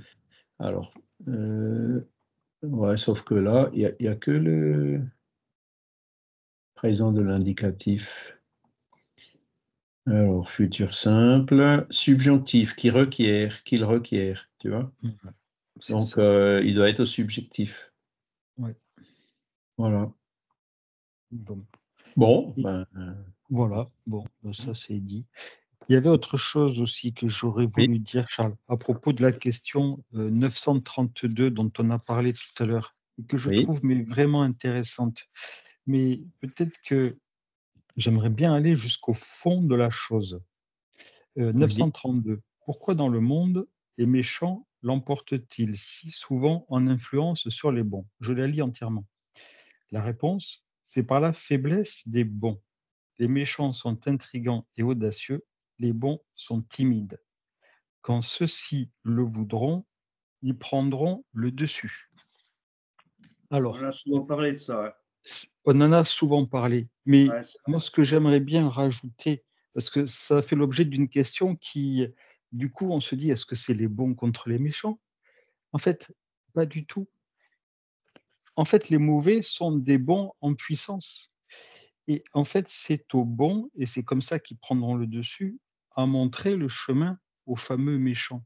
Ce qui fait que ce n'est pas les bons qui prendront les places des méchants, c'est la bonté qui prendra la place de la méchanceté au sein des hommes. Et du coup, c'est pour ça qu'il n'y a plus de combat entre les bons et les méchants. Par contre, il y a peut-être en effet un combat entre la bonté et la méchanceté. Je pense que cette question, c'est ça ce qu'elle veut dire. Parce que les bons ne combattent pas, on est bien d'accord. Les bons ne combattent pas, seulement Jésus n'a jamais combattu. Jamais, mais ils sont là pour montrer le chemin aux méchants, pour que les méchants deviennent bons. Et c'est ce que ça veut dire, cette question. C'est la bonté contre la méchanceté, mais ce n'est pas les hommes bons contre les hommes méchants.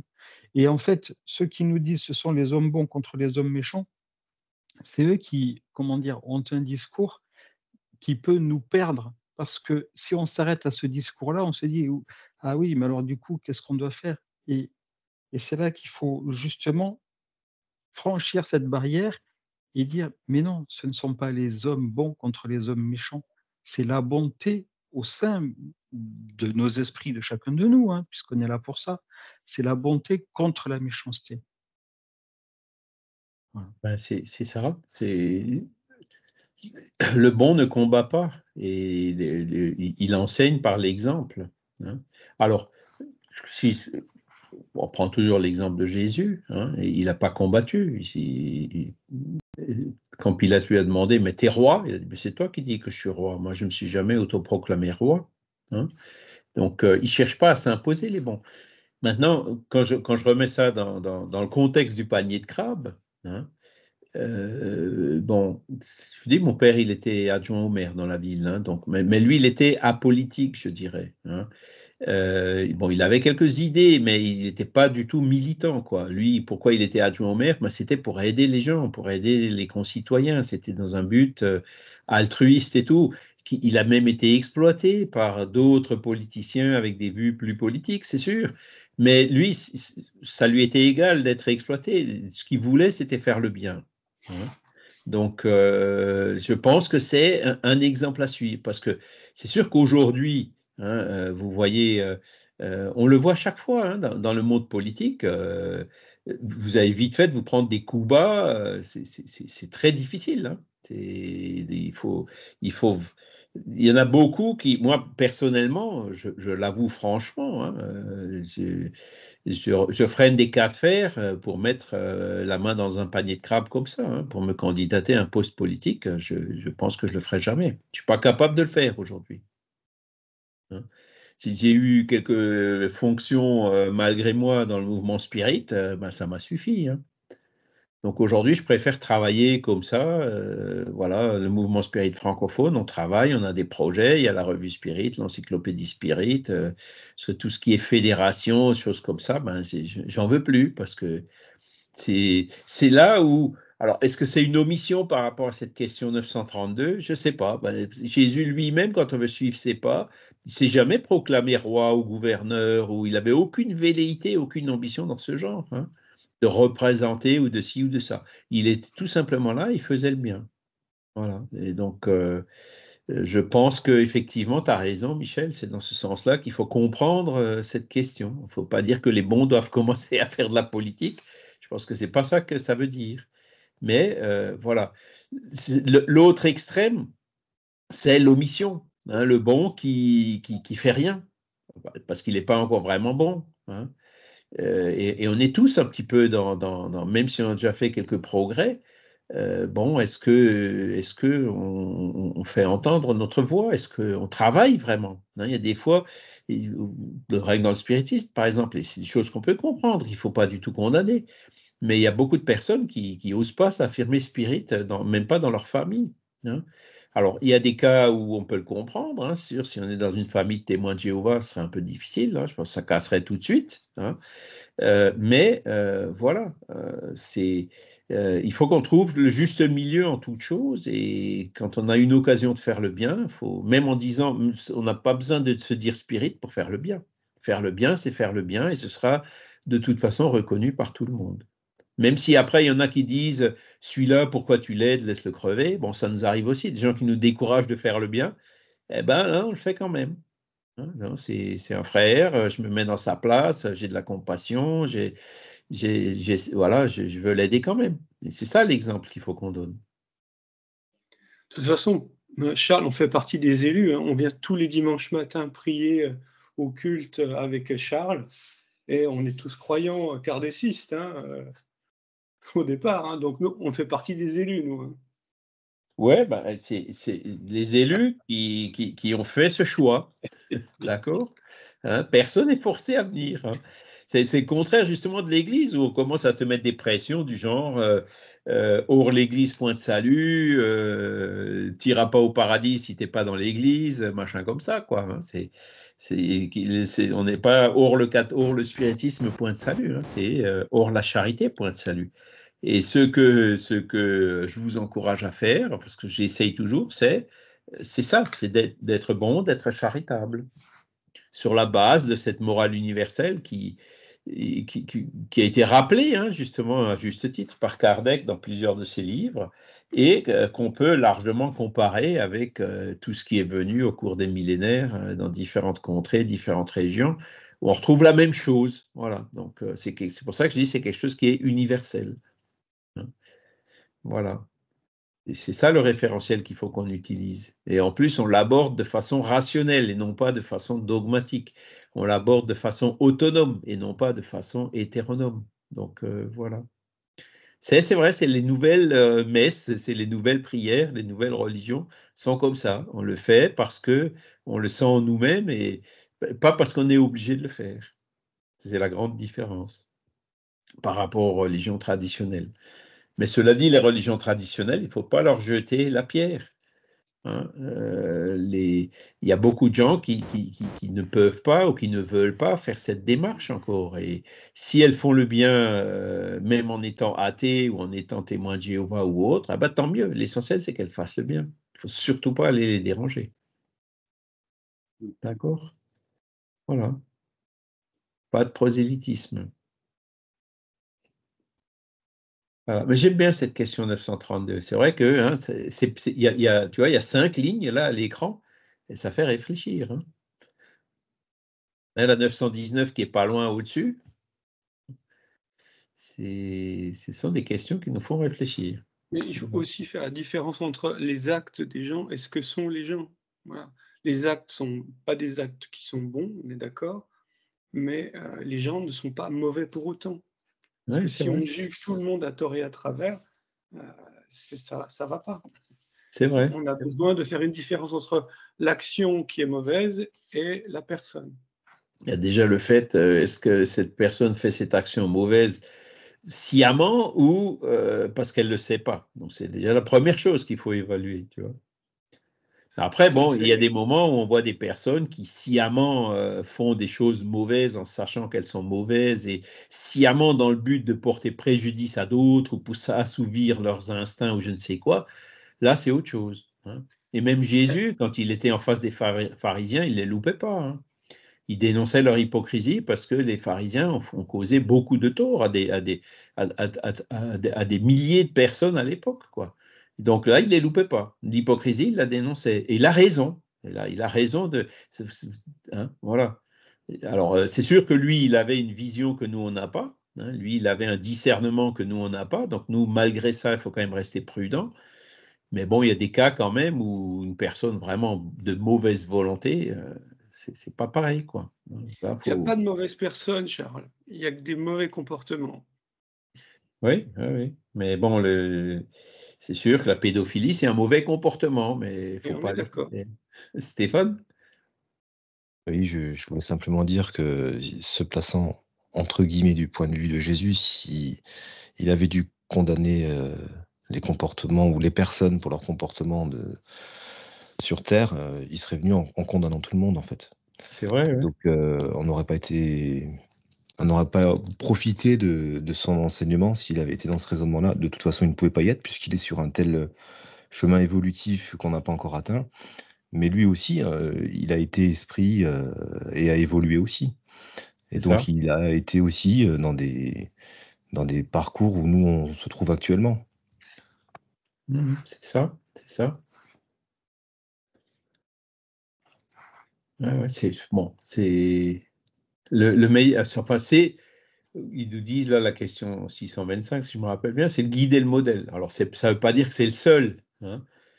Il y a d'autres missionnaires, des Gandhi, pour aller en Orient ou partout. Hein. On a eu des missionnaires qui ont donné les bons exemples, des Martin Luther King, des Sœurs Emmanuel, des Abbé Pierre ou autres. Certains, évidemment, la perfection n'étant pas de ce monde, hein, mais qui ont marqué les temps, quoi, qui ont donné l'exemple. Hein. C'est ça, quand les bons le voudront, hein, ils peuvent prendre le dessus.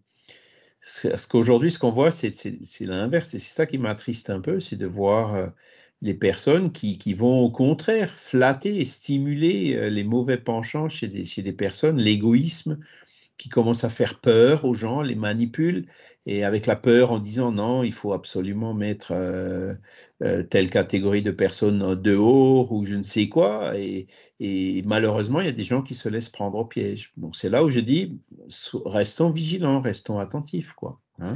C'est une tentative désespérée de garder le pouvoir. Ouais, mais c'est ça. On peut voir aussi comme ça, c'est aussi une tentative désespérée de garder son pouvoir. Mais après, moi, personnellement, quand je vois quelqu'un qui est dans une tentative désespérée de garder son pouvoir, qui fait même des guerres en disant tant qu'il y aura la guerre, on ne me virera pas de là où je suis, hein, je ne veux pas citer de nom, eh ben, moi, je ne rentre pas dans ce jeu-là, hein, pas du tout. Hein, tu vois, c'est là où il faut quand même avoir le discernement et puis distinguer le petit chien bleu du chien rouge, quoi. Mais tu sais, même ces personnes-là mourront un jour.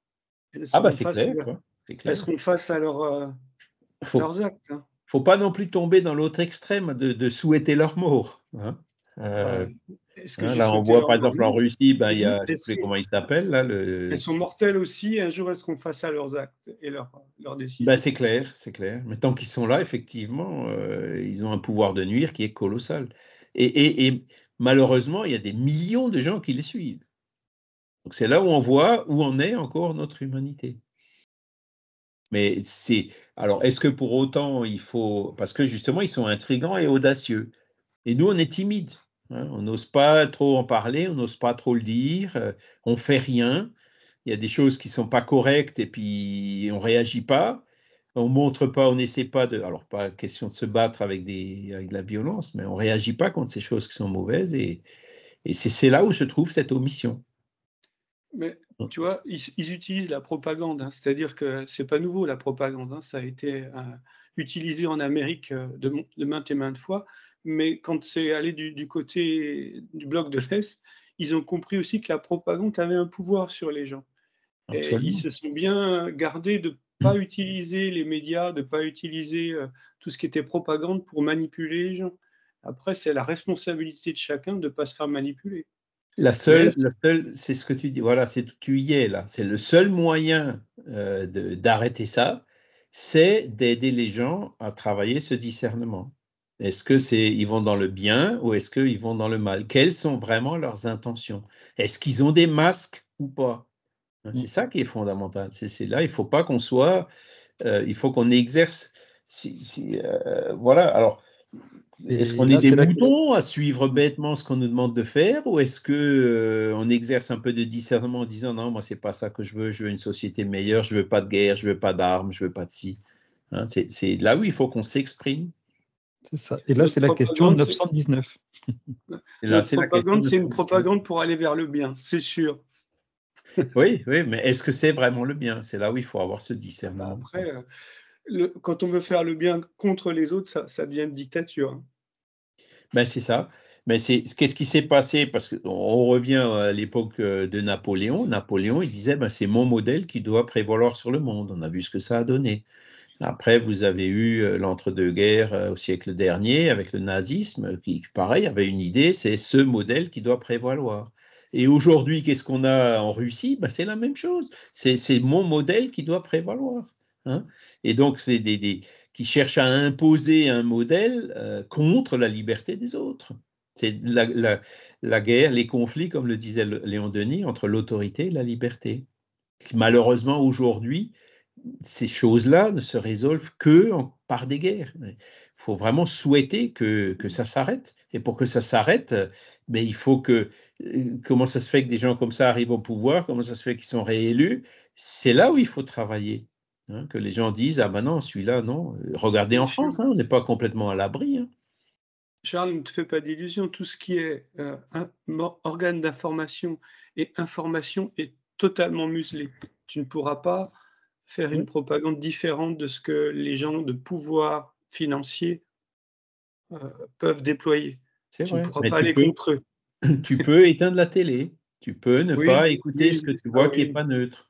Après, ben, tu peux aller sur des, comment dire, par exemple, ici on a la chance, on arrive à écouter la télé suisse où il y a d'autres canaux qui sont quand même un peu plus neutres, tu vois. Et donc, essayer déjà de filtrer un peu en amont les sources d'informations sur lesquelles on se base, quoi. Hein. Mais c'est vrai que il y a certains canaux de télé, tu les écoutes, bah, tu déprimes, hein, c'est clair. Ou alors tu tombes dans leur système. Donc on peut. Et puis après, ben, diffuser les bonnes choses. Jusqu'à présent, YouTube nous a pas viré nos vidéos, donc elles sont là. Si une personne, son guide spirituel, il va lui pousser la main et la souris pour lui faire cliquer là où il faut. Hein. Et ça, c'est ce que je dis toujours. Hein, tu vas à la FNAC, au rayon ésotérisme, parce que malheureusement, c'est dans ce rayon-là qu'il faut aller pour trouver les livres de Kardec, ben, il y a tout et n'importe quoi. Il y a des trucs qui sont mauvais, nuls. Mais si le livre de Kardec est là-bas, la personne qui y va, le guide spirituel la fera tomber sur ce livre, tu vois. Mais si le livre n'est pas là, même le guide spirituel, il ne peut pas aider. Donc, notre tâche, c'est d'essayer de répandre les bonnes choses ici ou là, hein, même si elles peuvent paraître marginales, filtrées et tout. Bon, bah, jusqu'à présent, elles sont toujours là. Tu vois, mettre la bonne information. La FNAC n'a pas censuré les livres de Kardec. Au contraire, ils ont même demandé. Ils nous contactent, ils sont demandeurs maintenant. Il y a plusieurs librairies qui contactent l'association Kardec. Comment on peut faire pour vendre vos livres, hein? Donc nous, maintenant, il faut que, dans la question 919, il faut qu'on soit un peu plus audacieux, qu'on se remue pour répondre. Hein, parce qu'il y a une demande. Voilà. Il y en a un qui est très écouté en ce moment, c'est Stéphane Alix, qui a écrit un dernier livre, La mort n'existe pas. Il va dans notre sens. Oui, tout ce qui va dans le sens, si tu veux, du paradigme spiritualiste, il faut le prendre. Et Stéphane Alix fait de très, très bonnes choses. Alors lui, par contre, il est effectivement audacieux. On devrait même prendre exemple sur lui, quoi, hein. Et après, corriger peut-être quelques points sur lesquels il va un peu trop loin, hein. Mais lui, et puis c'est pas le seul, hein, il y en a d'autres, hein. Il y avait, avant Alix, il y avait, comment il s'appelle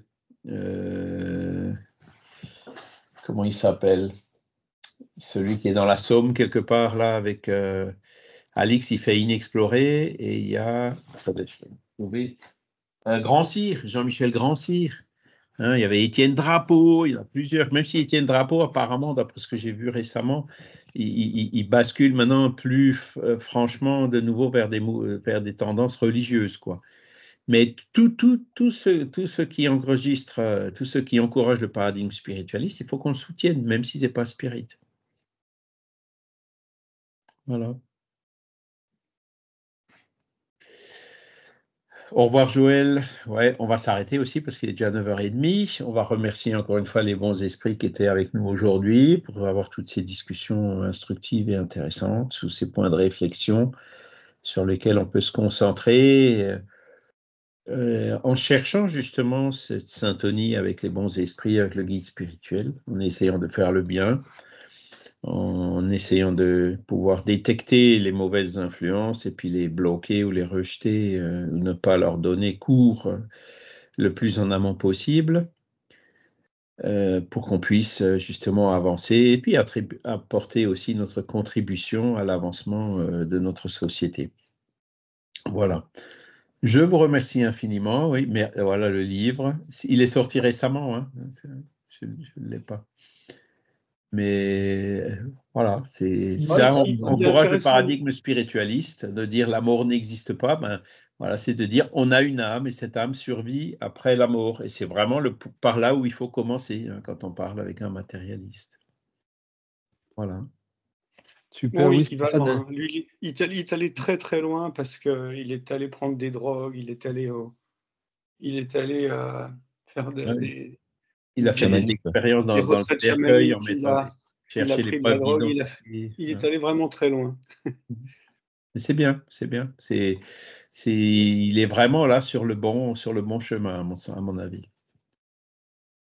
Il avait fait aussi tout un reportage sur la réincarnation, Stéphane Alix, et en particulier sur la chaire qui est en Virginie. Charles parle, tu sais, le prof qui s'occupait justement d'étudier. Ian Stevenson. Oui, Ian Stevenson. Et lui-même, il amène des éléments sur ses vies passées à lui. Il a écrit un livre qui s'appelle Lorsque j'étais un autre. C'est ça. Je ne vais pas ramener tous les bouquins de Stéphane Alix. Mais bon. Ouais. Mais c'est vrai bon, qu'il a pris alors, il n'a pas pris modèle sur le spiritisme, c'est la spiritualité dont on parle. Mais il est allé faire un travail d'enquête, c'est un journaliste au départ.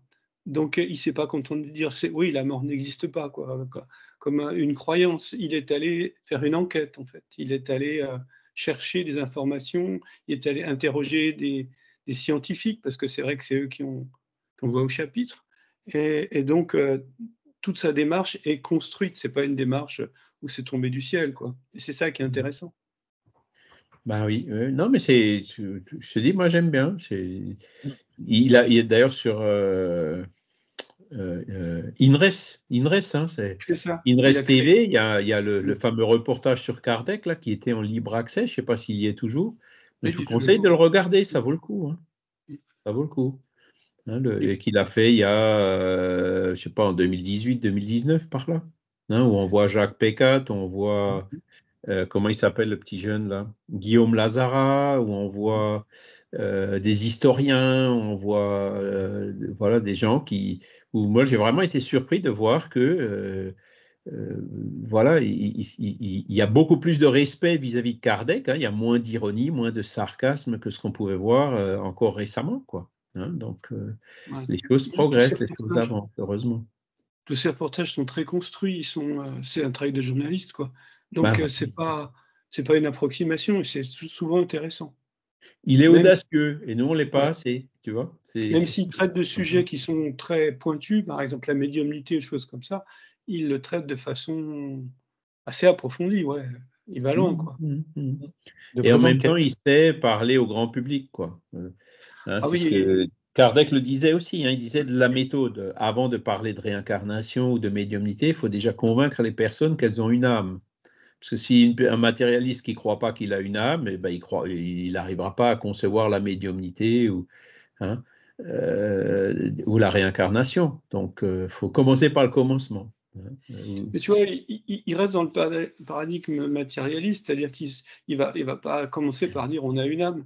Il va dire voilà, j'ai fait telle expérience, et la conclusion c'est qu'on a une âme. C'est ça qui est intéressant. Voilà, c'est la démarche à partant des phénomènes que tout le monde peut observer, et puis voir quelle est la déduction logique qui vient derrière. Voilà. C'est comme ça que Kardec s'est convaincu, c'est comme ça que la démarche spirit, elle est aussi basée là-dessus. Alors, ce qu'on reproche au spiritisme, c'est que Kardec, il est allé beaucoup plus loin, il est allé jusqu'au bout des conséquences, tu vois.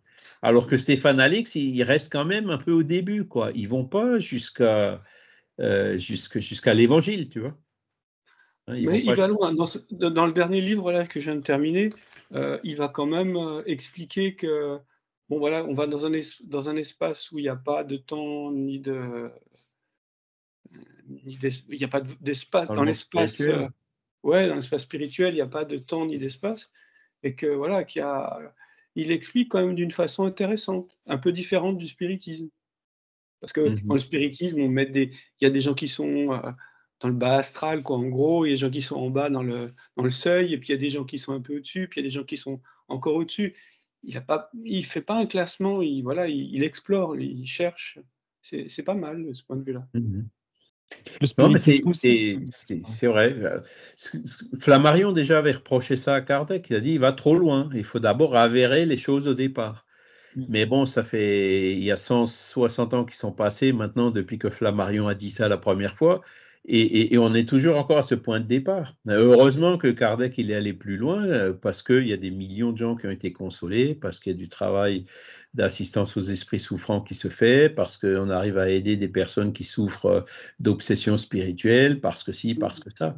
Si on n'était pas allé, heureusement que Kardec est allé jusqu'au bout. Alors, il était en avance sur son temps, et même les spirites aujourd'hui sont peut-être un peu en avance sur notre temps. On va trop vite. Notre langage, il est parfois décalé par rapport à ce que les personnes comprennent et perçoivent. Hein. Et c'est là où on a un peu de mal, justement, à revenir à des positions beaucoup plus simples, comme le font Alix ou comme le faisait Flammarion en son temps. Alix ne s'engage pas sur ce chemin-là, hein, de la désobsession et ces trucs-là, du rapport à la psyché, aux obsessions et tout ça, il ne va pas là-dedans. Hein. Il se contente de décrire. Il est encore en amont, c'est ça.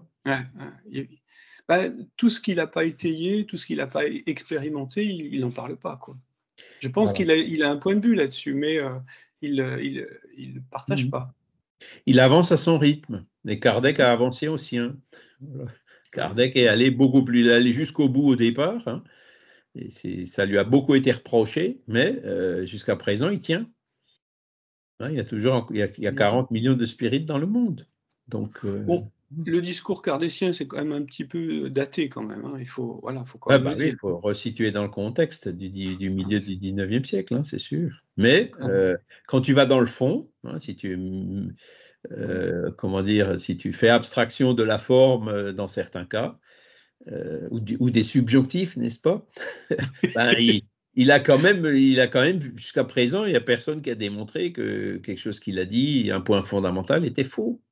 Je crois qu'on peut lui faire confiance pour l'orthographe. Il était d'abord instit, hein. Il était d'abord, il a fait des ouvrages de grammaire et tout. Bon, de après, il y a quand grammaire même et les d'orthographe. typographies, il y a quand même des trucs qui passent, hein, mais c'est rare. Mais C'est vrai qu'il n'y en a pas beaucoup. normalement, je crois qu'on peut lui faire confiance. Il tenait la route de ce point de vue-là.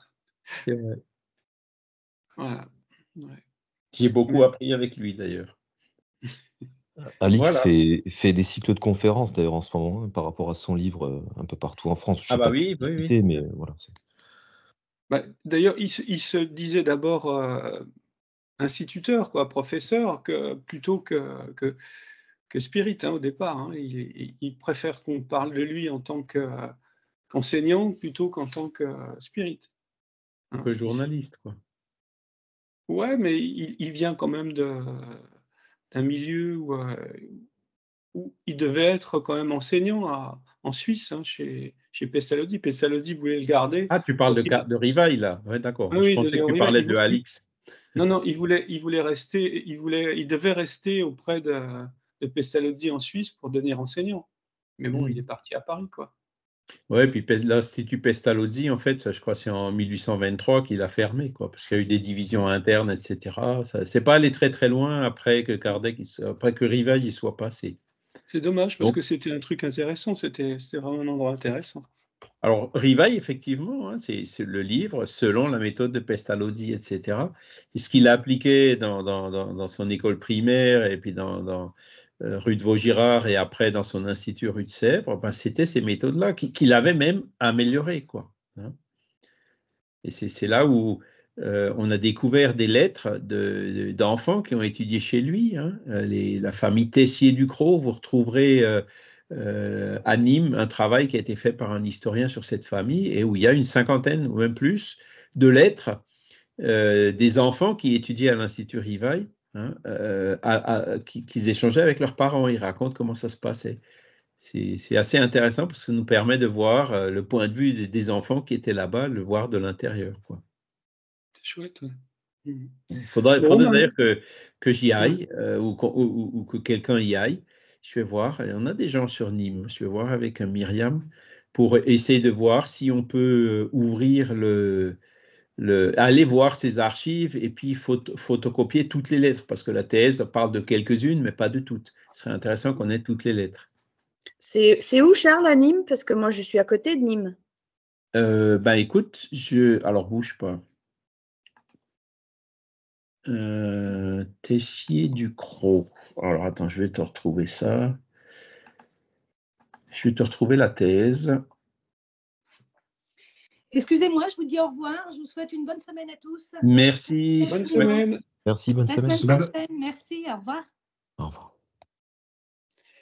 On se voit cet après-midi, Charles, à 15h30.